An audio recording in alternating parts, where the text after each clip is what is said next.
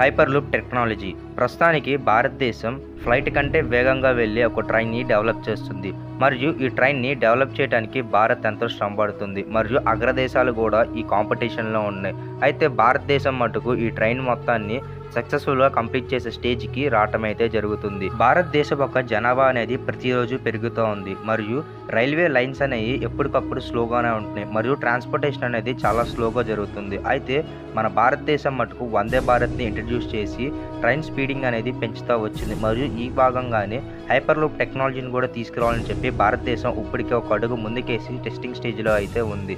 మరియు ఒకవేళ ఇది కనుక సక్సెస్ అయితే చాలు ప్రపంచ దేశాలు మొత్తం మన భారతదేశం వైపే చూస్తుంది. మరియు ఈ హైపర్లూప్ టెక్నాలజీ అనేది ఎలా పనిచేస్తుంది, కేవలం ఒక్క సెకండ్లోనే 25 కిలోమీటర్ల గరిష్ట వేగాన్ని అనేది ఇది అందుకుంటుంది. మరియు ఈ టెక్నాలజీలో ముంబై నుంచి పూణే దాకా మీరు వెళ్ళాలనుకుంటే చాలు 20 నిమిషాల సమయంలోనే మీరు అక్కడికి వెళ్ళిపోవచ్చు. మరియు ముంబై నుంచి మీరు న్యూఢిల్లీ దాకా వెళ్ళాలనుకుంటే కేవలం 70 మినిట్స్ చాలు. అంటే మీరు ముంబైలో ఉంటా మరియు ఢిల్లీలో పనిచేయాలనుకుంటే 70 మినిట్స్లో మీరు అక్కడికి వెళ్ళిపోయి అక్కడ వర్క్ అనేది చేయొచ్చు.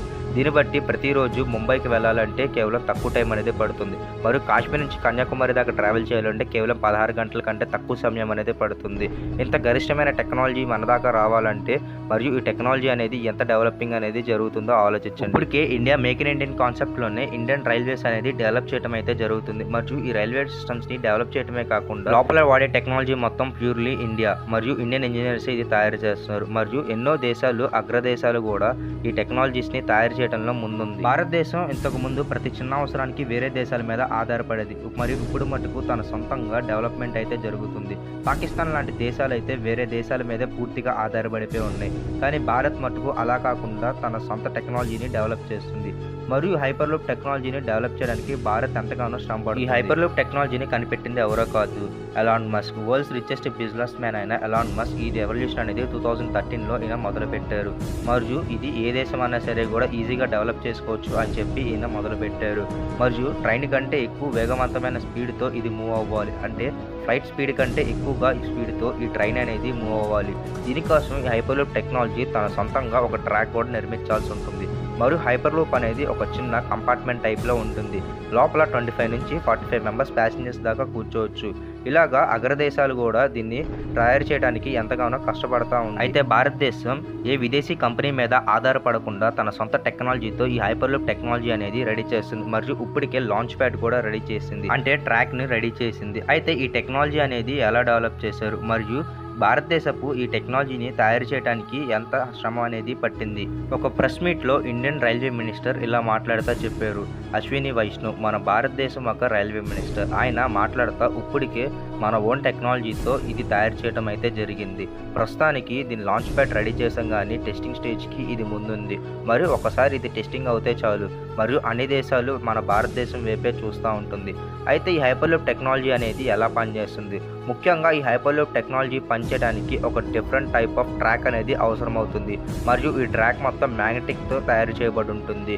ఒక ట్రైన్ అనేది స్పీడ్గా వెళ్ళటానికి ఎప్పుడన్నా సరే కూడా గాలి అనేది అడ్డంగా ఉంటుంది మరియు గాలిని దూసుకెళ్లే విధంగా ట్రైన్ స్పీడ్ అనేది రూపుదిద్దాల్సి ఉంటుంది.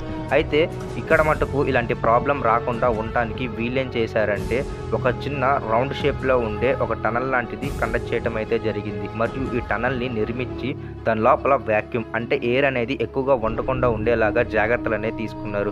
మరియు దీని కారణంగా స్పీడ్ అనేది పెరుగుతుంది. ఇలాగా ఒక ప్లేస్ నుంచి ఇంకొక ప్లేస్కి ట్రావెల్ చేయడానికి చాలా ఈజీగా ఉంటుంది.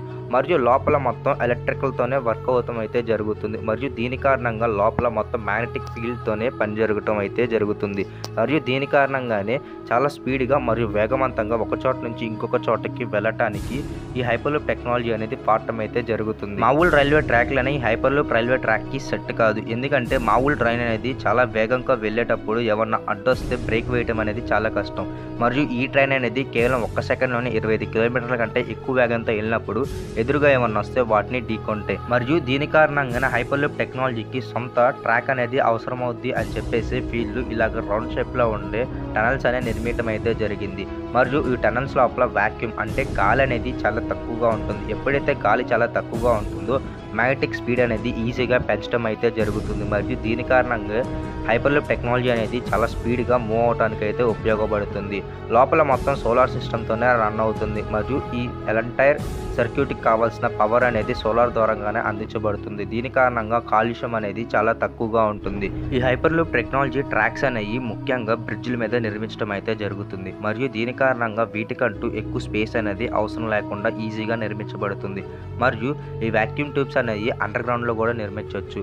మరియు భూమి మీద కొంత సర్టెన్ హైట్లో కూడా వీటిని నిర్మించడానికి చాలా సులభంగా ఉంటుంది. మరియు ఈ హైపర్ లూప్ టెక్నాలజీ లోపల ఎలాంటి పైలట్ అనే వ్యక్తి ఉండరు నడపడానికి. లోకో పైలట్ లేకుండా ఆటోమేటిక్ టెక్నాలజీతో ఇది నడుపుతుంది.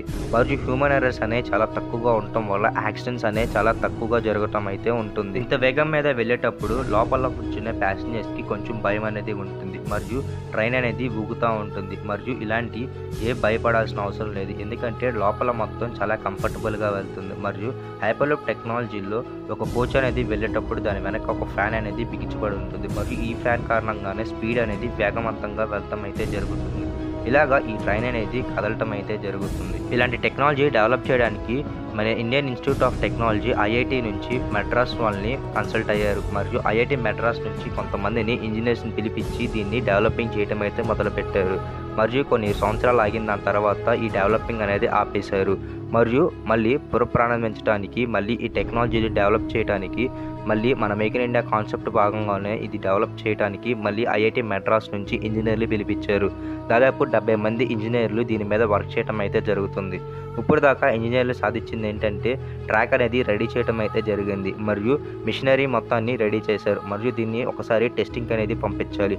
మరియు ఒక్కసారి ఇది టెస్టింగ్లో సక్సెస్ అయితే చాలు, మన ఇండియా అనుకున్న టెక్నాలజీని సంపాదించినట్లే. మరియు ప్రపంచవ్యాప్తంగా అందరూ మన వైపే చూస్తారు. మరియు ఈ టెక్నాలజీని అమ్మి కూడా ఎక్కువగా ఇండియా రెవెన్యూ అనేది జనరేట్ చేయడానికి కుదురుతుంది. ఈ ప్రాజెక్ట్ మొత్తాన్ని కంప్లీట్ చేయడానికి కొన్ని కోట్లనే ఖర్చు అవుతాయి. ప్రస్తుతానికి ఇప్పుడు దాకా ఇండియా మటుకు ఖర్చు పెట్టిన డబ్బు మటుకు 8 కోట్ల రూపాయలు అనేది ఇండియా ఖర్చు పెడతాం అయితే జరిగింది.